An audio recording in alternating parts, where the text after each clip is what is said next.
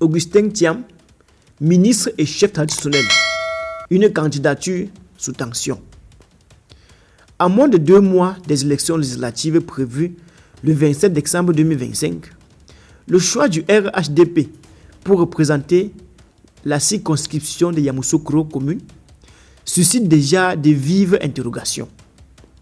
Le parti au pouvoir a désigné Augustin Thiam, ministre-gouverneur du district de Yamoussoukro, pour être son candidat. La liste définitive officielle publiée la semaine dernière par la direction du RHDP confirme cette désignation. Cependant, cette candidature soulève une problématique juridique majeure. En effet, Augustin Thiam est également chef traditionnel des Akoué, une fonction reconnue et confirmée par la Cour suprême en juin 2017. Depuis lors, il porte le nom de Nanang Boigny.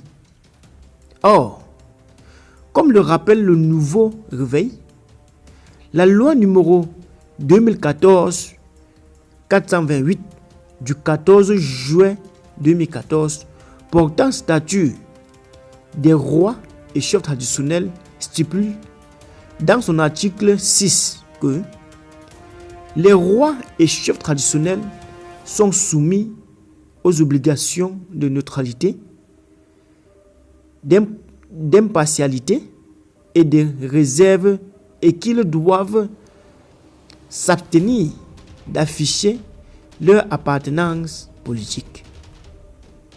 L'article 7 ajoute que la qualité de roi et de chef traditionnel est incompatible avec l'exercice de 2 mandats électifs. Cette disposition place la candidature d'Augustin Thiam dans une zone d'ombre juridique. En clair, la loi interdit à tout chef traditionnel de briguer un mandat électif.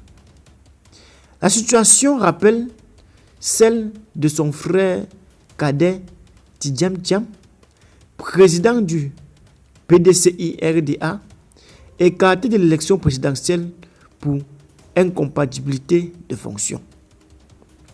Si la législation devait s'appliquer de manière uniforme, Augustin Thiam ne pourrait pas légalement se présenter.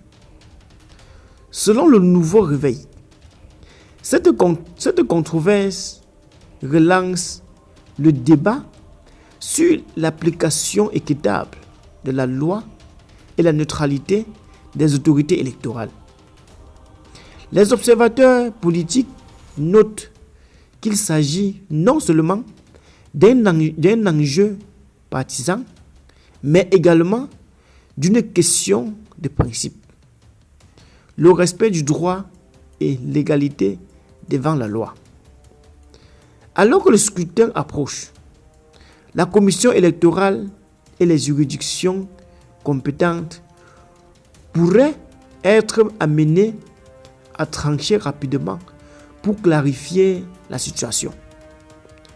Au-delà de l'aspect politique, c'est la crédibilité du processus électoral ivoirien et le respect du cadre légal qui sont en jeu.